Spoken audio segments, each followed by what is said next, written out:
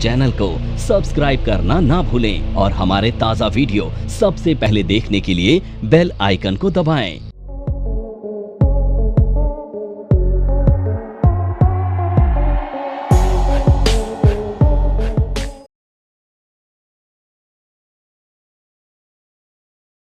देखो, आज हम पढ़ने वाले हैं टेक्निकल एनालिसिस। टेक्निकल एनालिसिस किसको कहा जाता है, सबसे पहले हम ये समझते हैं। देखिए, मार्केट को प्रिडिक्ट करने के दो तरीके होते हैं। पहला, मार्केट को लॉन्ग टर्म में प्रिडिक्ट करना। आप देखते हो कि बहुत सारे लोग किसी शेयर को बाय करते हैं और लॉन्ग टर्म के लिए होल्ड करते हैं। लॉन्ग टर्म में किसी भी शेयर को प्रिडिक्ट करना हमेशा आसान होता है, क्योंकि लॉन्ग टर्म में मार्केट में भाव ऊपर ही जाते हैं। आप देखते हो अच्छे शेयर्स को अगर आपने बाय कर लिया तो मार्केट में भाव ऊपर ही जाएंगे, तो बहुत आसान है। जैसे एक एग्जांपल से समझते हैं, मैं आपको पूछता हूं कि 5 साल बाद निफ्टी का लेवल क्या होगा, तो आप में से बहुत सारे लोग एक ही बात बोलेंगे कि सर यहां से निफ्टी ऊपर जाएगी अगले 5 साल में, जो कि तय है। तो कितना आसान हो गया मार्केट को लॉन्ग टर्म में प्रेडिक्ट करना। अब समस्या आती है जब मार्केट को हम शॉर्ट टर्म में प्रेडिक्ट करते हैं। तो अब मेरा सवाल ये है कि कल मार्केट कहाँ होगी। तो आप लोग पहले तो कोई ऐसी साइंस को देखेंगे जिसे देखकर आप कैलकुलेट कर पाएँ कि कल मार्केट कहाँ जाएगी, क्योंकि शॉर्ट टर्म में मार्केट को प्रेडिक्ट करना हमेशा से चैलेंजिंग होता है।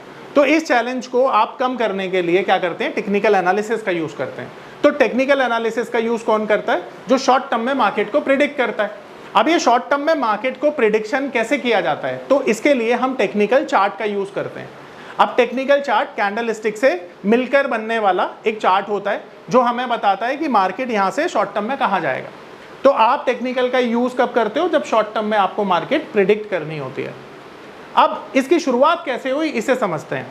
तो देखो, 200-250 साल पहले जापान में राइस की जो ट्रेडिंग हुआ करती थी, एक बहुत बड़े ट्रेडर हुए राइस के, जिनका नाम था मुनेशिया हुमा।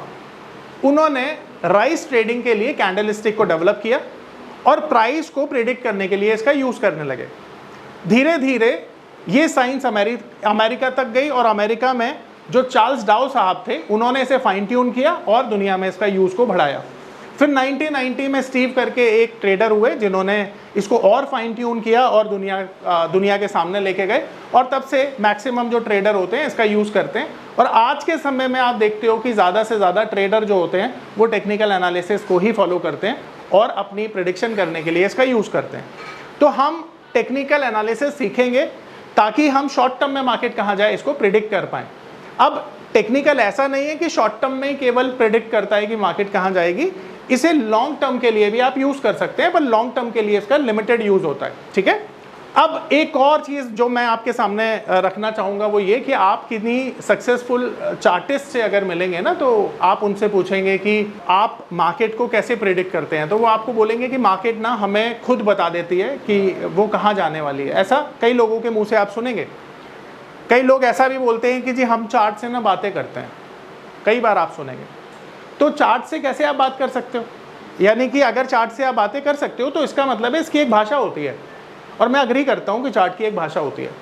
तो जब हम स्कूल में जाते हैं तो सबसे पहली चीज़ क्या सीखते हैं, अल्फ़ाबेट्स, और अल्फ़ाबेट्स का ए, यही सीखते हैं सबसे पहले। अल्फ़ाबेट्स में कितने लेटर होते हैं, 26। हर एक लेटर एक दूसरे से अलग होता है। अब ये अल्फ़ाबेट्स क्यों सीखे जाते हैं, ताकि आप वर्ड बना सकें। वर्ड क्यों सीखे जाते हैं, ताकि आप सेंटेंस बना सकें। और सेंटेंस क्यों सीखे जाते हैं, ताकि आप अपनी भाषा को एक्सप्रेस कर पाएँ, अपने शब्दों को एक्सप्रेस कर पाएँ। यही तो मतलब होता है ना किसी भी लैंग्वेज का। और सेंटेंस से लैंग्वेज बन जाती है। तो हर लैंग्वेज को सीखने का एक प्रोसेस है, यही जो हमने सीखा, पहले अल्फ़ाबेट्स, फिर वर्ड, फिर सेंटेंसेस, यही होता है ना। ठीक उसी तरह से अगर हम ये मान लें कि चार्ट की अपनी एक भाषा होती है, तो इस भाषा को आप कैसे सीखेंगे, बहुत सरल है। चार्ट की भाषा में जो अल्फ़ाबेट्स है ना, वो हैं कैंडल्स, यानी सारी की सारी कैंडल एक दूसरे से अलग होती हैं, जिन्हें आप अल्फ़ाबेट्स के रूप में देख सकते हैं। चार्ट के जो पैटर्न्स होते हैं वो बनते हैं कैंडल से, जिनको आप वर्ड बोल सकते हैं। सपोर्ट, रेजिस्टेंस और ट्रेंड लाइन और इंडिकेटर को यूज़ करके आप ये मान सकते हैं कि जो टेक्निकल एनालिसिस की भाषा होती है ये समझी जा सकती है इनका यूज़ करके।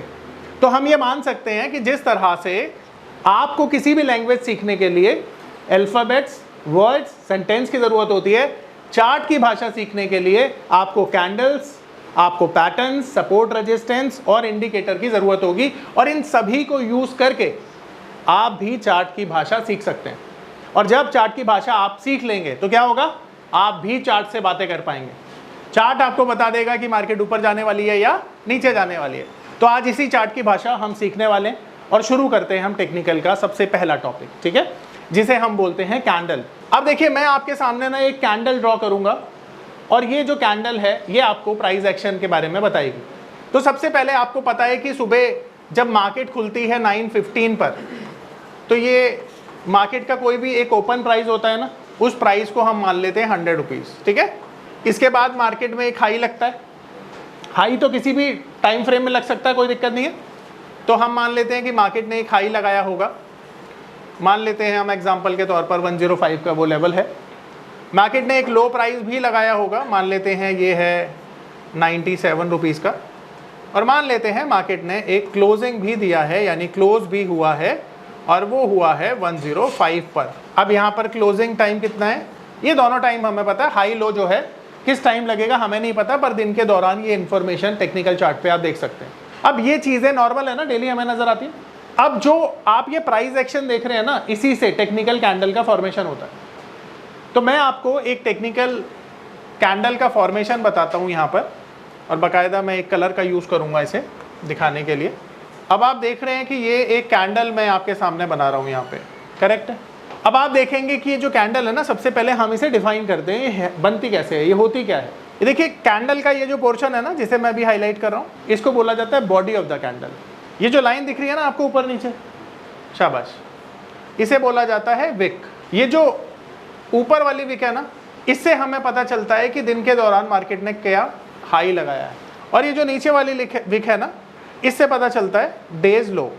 ये जो कैंडल का नीचे वाला पार्ट है, ये वाला, इससे हमें पता चलता है ओपनिंग प्राइस, और ये जो कैंडल का ऊपर वाला पार्ट है, इससे पता चलता है क्लोजिंग।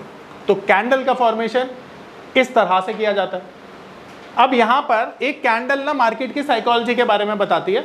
मैं यहाँ पर प्राइस एक्शन रख देता हूँ और फिर उसके बाद आपको बेहतर समझ में आएगा। तो देखिए, लो कितना है इसका, 97 का, ओपनिंग प्राइस क्या है 100 रुपीज़, क्लोजिंग प्राइस क्या है 104, और इसका जो हाई लगा है 105 का लगा है। अब इसे समझने की कोशिश करिएगा। मार्केट में मान लेते हैं कि आपने ये शेयर खरीदा जब इसका ओपन हुआ 100 रुपीज़ पर, ठीक है। अब ये 100 रुपीज़ के नीचे गया, 3% नीचे गया।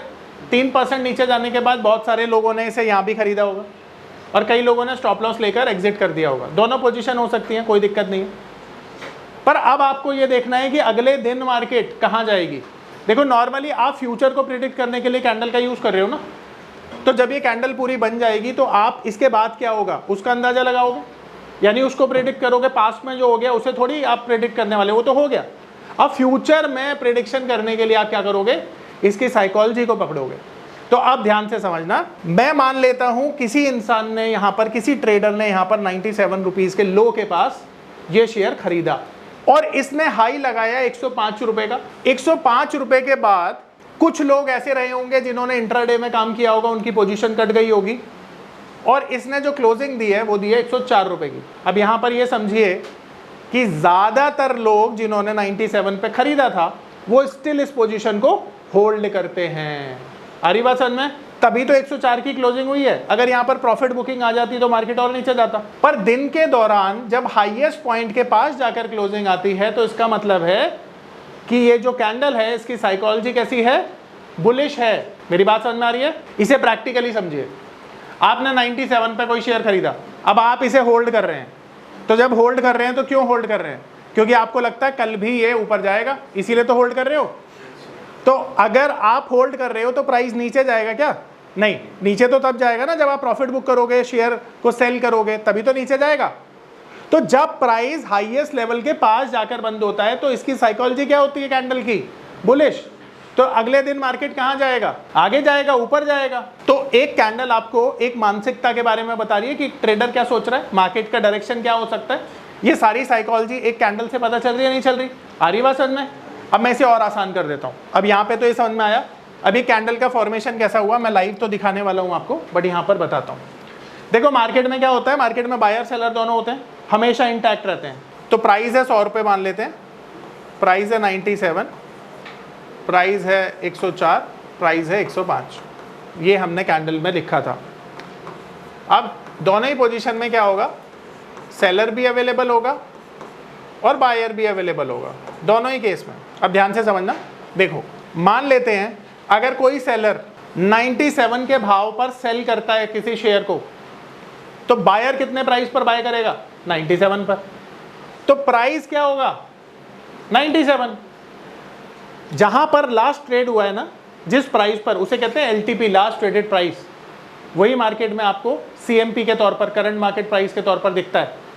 अब अगर किसी ने शेयर को बेचा है 97 का, तो किसी ने तो खरीदा 97 का, तो प्राइस क्या रिफ्लेक्ट करेगा। अब मार्केट में सेलर को लगा कि मार्केट तो ऊपर जा रही है भाई, सस्ते में क्यों बेचूं, तो 100 रुपीज के प्राइस पर फिर उसने सेल किया, तो बायर ने 100 रुपीज के प्राइस पर बाय किया, तो अब प्राइस क्या नजर आएगा आपको, 100 रुपीज। अब सेलर को लगा कि मार्केट में तो प्राइस और ऊपर जा रहा है, मैं सस्ता और क्यों बेचूं, थोड़ा और महंगा बेचता हूं, तो सेलर ने 104 रुपए का बेचा, तो प्राइस क्या दिखेगा आपको। और अब सेलर को लगता है कि भाई और ऊपर जाएगा, तो सेलर 105 रुपए पर सेल करेगा, तो प्राइस क्या नजर आएगा आपको। तो यानी कि बायर सेलर हर प्राइस पर अवेलेबल होते हैं, पर जब सेलर ऊंचे प्राइस पर बेचता है तो प्राइस ऊपर जाता है और कैंडल बनती है रेड कलर की, इस तरह से।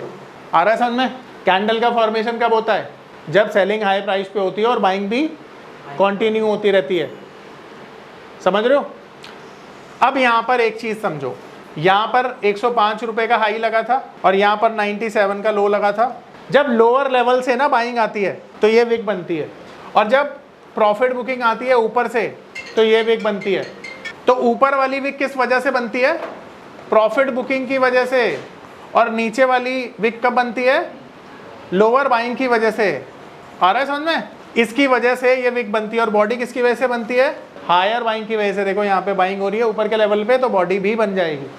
तो बॉडी जितनी ज़्यादा बड़ी बनेगी बाइंग उतनी स्ट्रांग होगी, बॉडी जितनी छोटी बनेगी मार्केट में बाइंग भी उतनी कम स्ट्रांग होगी। ये मेरी बात सबको समझ में आ रही है। कैंडल का फॉर्मेशन सबको समझ में आया, कोई डाउट है यहाँ पर आप लोग पूछ लीजिए। इसे और अगर डिटेल में हम समझे तो आप ये देखो कि ओपनिंग प्राइस है ना, कैंडल यहाँ पर ओपन हुआ था, तो जब ओपनिंग से नीचे मार्केट जाता है तो ये विक बन जाएगी, पर मार्केट जब ऊपर आएगा तभी तो कैंडल बनेगी। तो जितना लोअर बाइंग होगी, यानी लोअर लेवल से जितना भी बाइंग होगी ना, उतनी बड़ी आपको नीचे वाली विक नजर आएगी। अगर आप समझिए कि अगर 90 रुपीज़ का ये लो होता ना, तो विक और ज़्यादा बड़ी नज़र आती है आपको, क्योंकि पहले तो 90 तक प्राइस जाना चाहिए, लो लगना चाहिए, फिर मार्केट में ऊपर आना चाहिए। और जैसे ही ओपनिंग प्राइस के ऊपर मार्केट चलने लगता है तो ये बॉडी बनने लगती है, और फिर एक हाई पॉइंट पर जाकर जब वहाँ से प्रॉफिट बुकिंग आती है तो फिर ये वाली विक बनती है। अब ऊपर वाली विक उतनी ज़्यादा बड़ी बनेगी जितना बड़ा प्रॉफिट बुकिंग आएगा। तो समझिए कि अगर यहाँ से ये 105 होता और जो क्लोजिंग है वो 100 रुपये पे होती, तो फिर ये ऊपर वाली विक बहुत ज़्यादा बड़ी बन जाती और ये बॉडी बहुत छोटी बन जाती। आ रहा है समझ में सबको। तो ग्रीन कलर की जो कैंडल होती है ये बुलिश कैंडल होती है, इसकी साइकोलॉजी क्या होती है, बुलिश होती है, ठीक है। अब इसी तरह से जो बेरिश कैंडल होती है वो रेड कलर की होती है, उसमें सिर्फ एक चीज चेंज होती है, बाकी सेम ही रहती है। अब ये जो रेड कलर की कैंडल है, इसका जो हाई है वो सेम रहेगा, लो जो है इसमें ये भी सेम रहेगा, पर यहाँ पर ओपनिंग जो है ये चेंज हो जाएगी और जो क्लोजिंग है वो भी चेंज हो जाएगी।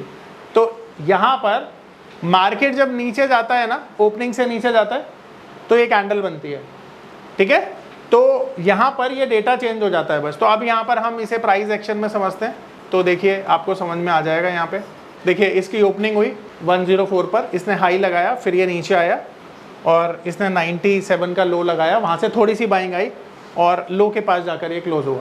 तो इसका मतलब है इसकी साइकोलॉजी कैसी हो गई, बेरिश हो गई, ठीक है। तो रेड कैंडल कब बनती है, जब मार्केट नीचे जाता है, और ग्रीन कैंडल कब बनती है, जब मार्केट ऊपर जाता है। आ रहा है समझना सबको, यहाँ तक कोई तो डाउट नहीं है, पक्का, ठीक है। अब सबसे इंपॉर्टेंट चीज, ये जो कैंडल का फॉर्मेशन हुआ है ना, ये डिफरेंट टाइम फ्रेम पर होता है, हमेशा ध्यान रखना। कैंडल का फॉर्मेशन डिफरेंट टाइम फ्रेम पर होता है। सबसे छोटा जो टाइम फ्रेम होता है ना, वो 1 मिनट हो सकता है, पर हम 5 मिनट के टाइम फ्रेम पर टेक्निकल चार्ट को देखेंगे। दूसरा जो टाइम फ्रेम हमारे लिए इंपॉर्टेंट है वो होता है 15 मिनट का टाइम फ्रेम, जिस पर हम टेक्निकल चार्ट को देखेंगे। तीसरा टाइम फ्रेम जो होता है वो होता है 1 डे का, जिस पर हम टेक्निकल चार्ट को देखेंगे। चौथा टाइम फ्रेम जो इंपॉर्टेंट होता है वो होता है 1 वीक का, जिस पर हम टेक्निकल चार्ट को देखेंगे। एंड फाइनली 1 मंथ का हाईएस्ट लेवल होता है जिस पर हम कंडीशनली चार्ट को देखेंगे। अब यहाँ पर आप देख रहे हो कि ये इंपॉर्टेंट टाइम फ्रेम मैंने आपके सामने लिखे हैं, अदरवाइज एक कैंडल का फॉर्मेशन मिनिमम 1 मिनट का होता है और वो मॉडिफाई करके आप कितने भी मिनट का कर सकते हैं, ठीक है। 1 मिनट का, 5 मिनट का, 15 मिनट्स का, हाफ एन आवर का, 1 आवर का, 5 आवर का, 1 डे का, 1 वीक का, 1 मंथ का, ये टाइम फ्रेम नॉर्मली दुनिया यूज करती है, बट आपको ये इंपॉर्टेंट टाइम फ्रेम मैंने बताए हैं जिसका यूज आपने करना है। अब सबसे इंपॉर्टेंट सवाल यहाँ पर जिसका जवाब आपको मैं देने वाला हूँ कि यही टाइम फ्रेम क्यों मैंने लिए हैं और इनका किस किस को कैसे कैसे यूज करना है, क्योंकि ये बहुत इंपॉर्टेंट हो जाएगा। क्योंकि अगर आपने टाइम फ्रेम का सिलेक्शन जो है गलत किया तो आपके एनालिसिस भी गलत होने के चांसेस बहुत ज्यादा हो जाएंगे। अब मेरा यहाँ पर सवाल ये कि आप जितने भी लोग यहाँ पर बैठे हो ना, सब लोग एक अलग माइंडसेट से मार्केट में आए हो। कईयों को यहाँ पर फुल टाइम ट्रेडिंग करनी है, तो कईयों को पार्ट टाइम करनी है, कईयों को जब टाइम मिलेगा तब करनी है, जब उनका मन करेगा तब करनी है। ऐसा ही है, ऐसा ही होता है, कुछ गलत नहीं है इसमें। अब मेरा सवाल ये है कि आप सभी के लिए ये चीज़ें समान रूप से काम नहीं करेंगी, क्योंकि आपका माइंडसेट अलग है, आपका पर्सपेक्टिव अलग है मार्केट को लेकर, तो आपके लिए टाइम फ्रेम भी तो अलग होगा। अब ये मान के चलिए, एक एग्जांपल से समझते हैं। अगर आपको दिल्ली से मुंबई जाना है और आपके पास केवल और केवल 4 घंटे का समय है, तो आपके पास एक ही ऑप्शन बचता है कि आप फ्लाइट से जाएं।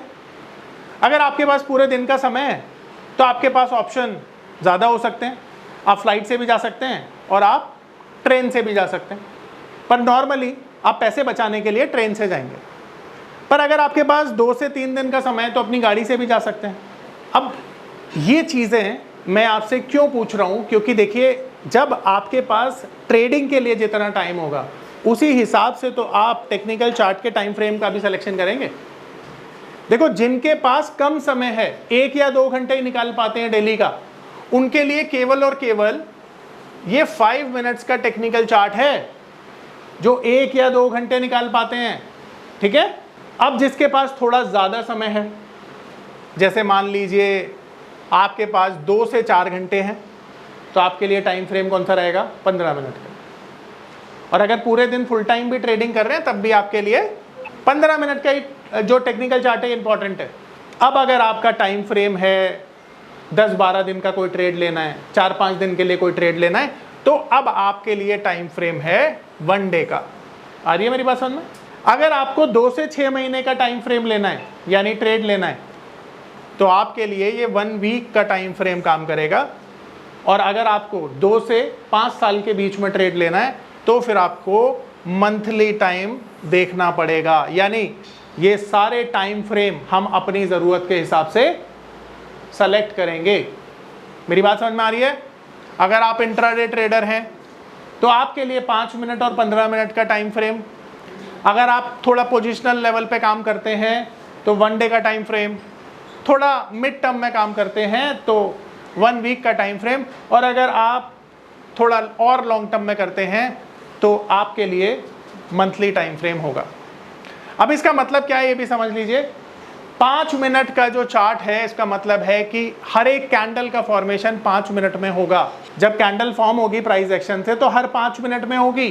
15 मिनट का मतलब है हर एक कैंडल का फॉर्मेशन 15 मिनट में होगा। 1 डे का मतलब है पूरे दिन में केवल एक ही कैंडल बनेगी। 1 वीक का मतलब है कि पूरे एक हफ्ते में एक ही कैंडल बनेगी। 1 मंथ का मतलब है कि पूरे महीने में एक ही कैंडल बनेगी। मेरी बात समझ में आ रही है सबको? अब ये सिलेक्शन कर पाओगे आप टाइम का? यहाँ कोई दुविधा तो नहीं है? यहाँ पर ना मैं इन्वेस्टिंग पे जा रहा हूँ। ये इन्वेस्टिंग नज़र आ रहा है। इन्वेस्टिंग एक ऐप है जो अमेरिकन बेस्ड ऐप है और हर एक कंट्री के यहाँ पे टेक्निकल चार्ट अवेलेबल है। तो हम यहाँ पर जाएंगे और ये मैं इसलिए आपको बता रहा हूँ क्योंकि ये फ्री में आपको अवेलेबल है।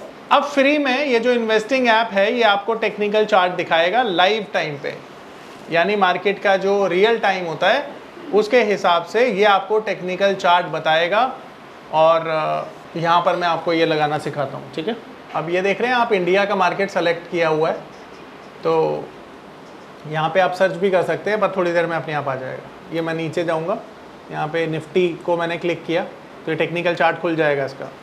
ये आप देख पा रहे हैं, ये टेक्निकल चार्ट है इसका।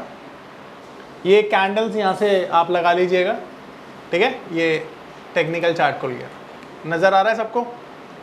अब आप देख पा रहे होंगे कि ये जो कैंडल्स हैं, ये जो मैंने कैंडल आपको एक सैंपल कैंडल के रूप में दिखाई थी, यहाँ पर बहुत सारी कैंडल्स आपको नज़र आ रही हैं।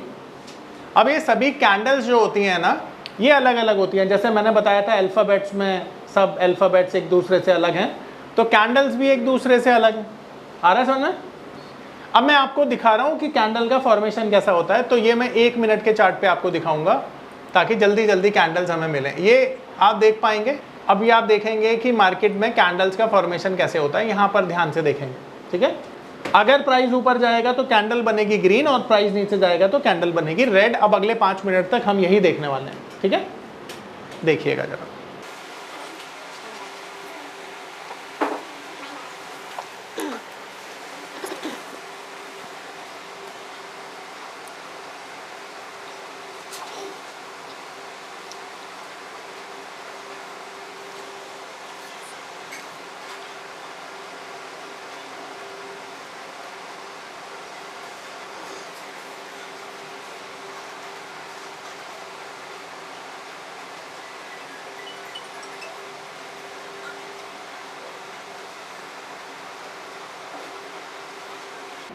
ये देखा, प्राइस नीचे गया, कैंडल बन गई रेड।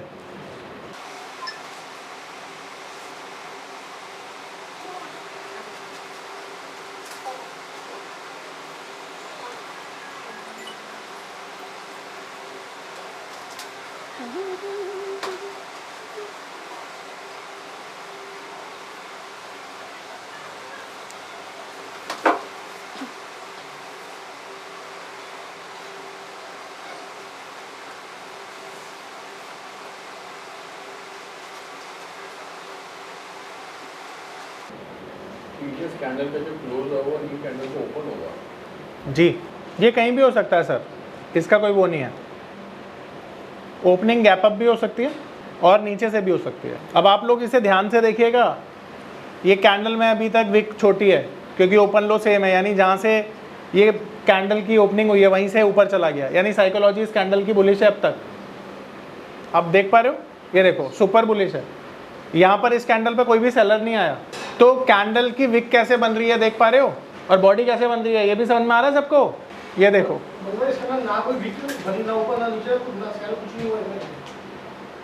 बाय बाय, तभी तो देखो दूसरी भी ऊपर जा रही है। तो कोई सेल भी करेगा तो हाई में ना ना ना ना सर, देखो सेलिंग और बाइंग तो हो ही रही है, पर जब बायर डोमिनेट करता है, नीचे नहीं आया वहाँ, जब बायर डोमिनेट कर रहा है ना इन दोनों कैंडल्स में, तो प्राइस ऊपर जा रहा है। जब सेलर डोमिनेट करेगा तो नीचे आएगा। बाय सेल तो ये फ्रीक्वेंटली होता रहेगा। 5 मिनट पे ये 5 कैंडल जो है ना, ये क्लब हो जाएंगी और फिर एक कैंडल बन जाएगी। अभी दिखाता हूँ, पहले 1 मिनट पे दिखा दूँ, फिर 5 मिनट पे दिखाऊंगा। देखो, ये ओपनिंग प्राइस है जहाँ पे अभी मेरा कर्सर है, और ये क्लोजिंग प्राइस है जहाँ पर अब मेरा कर्सर है, और ये सारी इन्फॉर्मेशन आपको देखो यहाँ पे नज़र आएगी जब मेरा जो कर्सर है। तो यहाँ पे ओपन प्राइस ये नज़र आता है आपको, हाई प्राइस ये नज़र आता है, लो ये नज़र आता है, क्लोजिंग ये नज़र आता है। तो अब मेरा कर्सर चला गया इधर, तो आपके लिए सारी इन्फॉर्मेशन वहाँ पे आ गई। तो इसकी ओपनिंग हुई थी 367 पर, इसने हाई लगाया 368 का, इसने लो लगाया 363 का, और इसकी जो क्लोजिंग हुई है वो हुई है 367.60 पैसा, यानी कि जो ओपनिंग और क्लोजिंग में अंतर है वो 40 पैसे का है। अब देखो प्राइस नीचे जा रहा है क्योंकि यहाँ सेलर डोमिनेट कर रहा है। अब देखो मैं 5 मिनट पे दिखा रहा हूँ उसको। अब 5 मिनट पे मैं टाइम फ्रेम चेंज कर दूंगा तो देखो टेक्निकल चार्ट एकदम बदल जाएगा। ये देखो एकदम बदल गया। अब ये 5 मिनट की कैंडल है, देखो आपने 5 कैंडल देखी वहाँ पे रेड वाली, उन सब से मिलकर एक ये बड़ी रेड बन गई। अब 5 मिनट में ना यहाँ पे थोड़ा कंक्रीट सा हमें मिल रहा है। अब देखो डोजी ऊपर है, डोजी का कंफर्मेशन आया, उसका टारगेट भी आ गया। अभी मैं डोजी पढ़ाने वाला हूँ इनके बाद आपको। यहाँ पर ये हमारा सेल कॉल आया 74 पर, और हमारा जो स्टॉप लॉस है, अभी मैं आपको बताया नहीं स्टॉप लॉस, पर मैं बताऊंगा आपको, 13 रुपये का है, 15 रुपये मान लेते हैं, तो 30 रुपये का हमारा टारगेट है। तो यहाँ से अगर मैं 30 रुपये डाउन करता हूँ तो 45 का टारगेट बनता है, और इस कैंडल का लो आप देखोगे 40 का लो लग चुका है इसका, है ना। तो यहाँ पे टारगेट आ चुका है इसका। तो 5 मिनट के कैंडल पे आपने काम किया। अब मैं दोबारा से 1 मिनट के चार्ट पे आपको लेके जा रहा हूँ। ये देखो 1 मिनट के चार्ट पे कोई भी फॉर्मेशन ना अभी तक बनी नहीं है, इनफैक्ट ये बना है बट 1 मिनट के चार्ट पे मेरे लिए बड़ा डिफिकल्ट है कि यहाँ पर एक बुलिश पैटर्न था और 4 कैंडल बाद बेरिश पैटर्न को मैं ट्रेड करूँ। तो जितना छोटा आपका ट्रेड होगा ना उतना ही कम कन्विक्शन के साथ आप ले पाओगे, जबकि यहाँ एक कन्विक्शन ट्रेड मिल रहा है मेरे को। मैं रीज़न भी दूंगा क्यों मिल रहा है। अब मैं उम्मीद करता हूँ कि सबको एटलीस्ट ये तो पता चल गया कि भाई कैंडल का फॉर्मेशन कैसे होता है। तो मुझे ज़रा सब बताओ, सबको पता चल गया? किसी को कोई डाउट तो नहीं है कि कैंडल कैसे फॉर्म होती है? परफेक्ट है जी। इस कैंडल पे देखो, रेड वाली पे, इसका लो देखो, चेक करो 330 और इसकी क्लोजिंग कहाँ हुई है? 10 पॉइंट ऊपर। तो ये जो 10 पॉइंट नीचे से ऊपर गया है ना, ये नीचे वाली विक बन गई है, ठीक है। तो नीचे वाली विक कब बनती है? जब नीचे से बाइंग आती है। और ऊपर वाली विक कब बनेगी? जब प्रॉफिट बुकिंग आएगी। यहाँ से चेक करो, इस वाली कैंडल को देखो जरा, हाई क्या है? 59 का, और 59 का, और वहाँ से प्रॉफिट बुकिंग आई है, अच्छी वाली आई है ना प्रॉफिट बुकिंग। मार्केट की क्लोजिंग का हुई है, यहाँ पे हुई है। तो ये देखो, ये नीचे लोअर लेवल पे क्लोजिंग हुई है ना इसकी। ये देखिए लो कितना है? 27, और क्लोजिंग का हुई है 33 की। तो इसलिए इस एसएल भी तो हो सकते हैं, तब भी तो चलेगा। नहीं, वो अलग चीज़ है ना। देखो, सेलिंग किसी भी वजह से आए, पर सेलिंग की वजह से जो फॉर्मेशन होगी वो तो कॉमन ही रहेगी ना।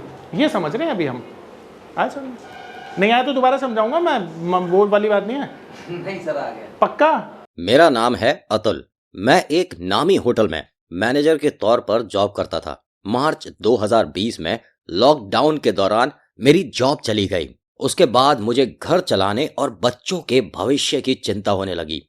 फिर मैंने शेयर मार्केट के फील्ड में ऑनलाइन कुछ करने का प्लान किया, लेकिन मुझे शेयर मार्केट का ABCD भी नहीं आता था। फिर मैं एक ऐसे प्लेटफॉर्म को खोजने लगा जो मुझे घर बैठे सही और सरल भाषा में शेयर मार्केट में ट्रेडिंग करना सिखा सके। तभी मुझे मिला NIFM का online education platform www.onlinenifm.com। NIFM के ऑनलाइन एजुकेशन प्लेटफॉर्म पर बहुत से ऐसे कोर्स थे जिनसे मैं अपने स्टॉक मार्केट में इन्वेस्टमेंट और ट्रेडिंग के सपनों को पूरा कर सकता था, जैसे कि stock market trading beginners course, NIFM certified smart investor course, advance level smart investor course, technical analysis course, fundamental analysis course, options trading strategies, research analyst certificate course, diploma in financial market course, और ना जाने ऐसे बहुत से course उपलब्ध हैं। फिर मैंने www.onlinenifm.com की साइट पर जाकर NIFM का NIFM certified smart investor course को ऑनलाइन परचेज किया, जिसको सीखने के बाद मैंने जाना कि शेयर मार्केट से पैसा कमाना कितना आसान है। बस आपको एक सही प्लेटफॉर्म की जरूरत है, जो है www.onlinenifm.com। NIFM के ऑनलाइन प्लेटफॉर्म की वजह से मैंने लॉकडाउन के दौरान शेयर मार्केट से अच्छी इनकम भी जनरेट की। थैंक्स NIFM, जिसकी वजह से आज मैं एक होटल मैनेजर से प्रोफेशनल ट्रेडर बन पाया। कॉल 8588868475 और विजिट www.onlinenifm.com।